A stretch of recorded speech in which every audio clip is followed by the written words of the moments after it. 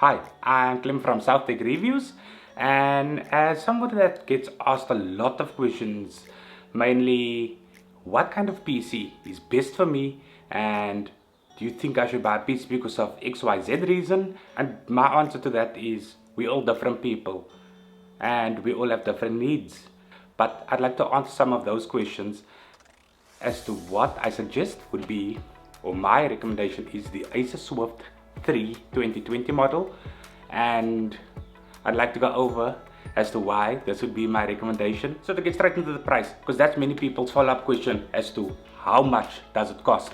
If you think about it, you can have the system for approximately 4-5 years, and that's what our life expectancy from a computer is.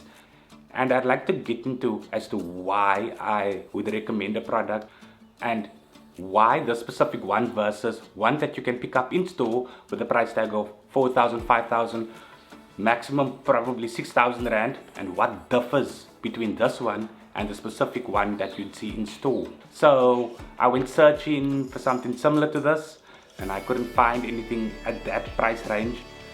This one supports an Intel Core i3, which can be bumped up to a Core i5 10th generation, versus an Intel Celeron Processor N4000 that you might find on a 4,000 or 5,000 Rand model. It comes standard with 8GB of DDR4 RAM versus your 4 or 8GB on various other models with DDR3 RAM installed. It also has a 4-inch Full HD display versus a 15.6 HD display. And to most people that wouldn't matter, but if you really into consuming content, you would really look into as to why this would be an important factor for you. The device also comes with 256 PCIe SSDs, which means your performance is blazing fast, and basically what you want out of the device, you're definitely going to get it in the speed or read and write section. So your Celeron devices mainly comes with a 1TB 5400 RPM hard drive, and it will work for storage, and it's triple that of what an SSD is. True, but now you need to think about it. Hard drives doesn't last all that long. There's no moving parts inside the system, and compared to the 1TB hard drive that is in the other system, you're looking at 4 to 5 years of life expectancy. You can also upgrade your Celeron device to an SSD, and you can upgrade the RAM, and it will work like a charm. But now you need to ask yourself, is your CPU going to be able to take the strain of the tasks that you throw at it? To move on with my specs and comparisons, the device also comes with a built-in GPU, and that is a welcome part or integral part of the system. And if you somebody who enjoys Photoshop or Lightroom or the occasional gaming, the Nvida GeForce MX350 is the perfect mobile or entry chip that you can rely on, versus the integrated graphics that's found on most Celeron computers as mainly 620 UHD graphics or 615, it depends on which model you pick up. And basically what that means is the chip doubles both as the CPU and the GPU, or not really the GPU, but the chip needs to handle all graphic processes as well, compared to where there's a dedicated graphics on this machine. So you need to ask yourself, what do you want out of your device? What I'm trying to say is you really need to look at yourself before you make this decision, before buying a machine, and hopefully I can help you along in this process.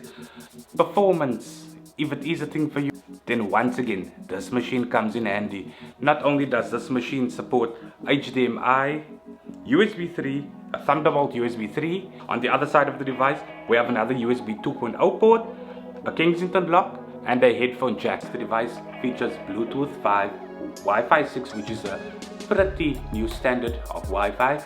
Currently, most of us have Wi-Fi 2.4 and Wi-Fi 5. And the Wi-Fi 6 is a brand new standard in Wi-Fi.